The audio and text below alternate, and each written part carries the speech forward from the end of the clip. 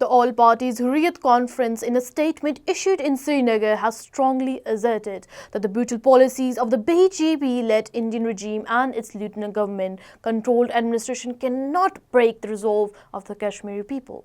The statement said that the use of military force, draconian laws, mass arrest and the attachment of properties belonging to activists and youth in Indian illegally occupied Jammu and Kashmir have failed to raise Kashmir's political consciousness.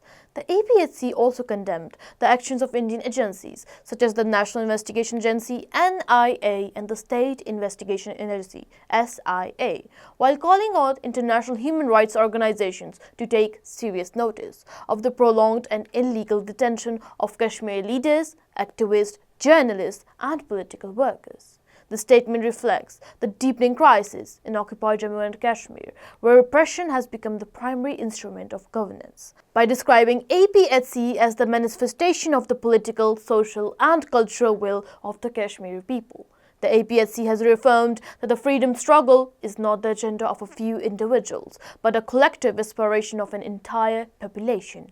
This position is firmly rooted in international law, as United Nations resolutions continue to recognize Jammu and Kashmir as a disputed territory, guarantee the right to self-determination through a plebiscite. The APHC's appeal to international community is therefore both urgent and legitimate.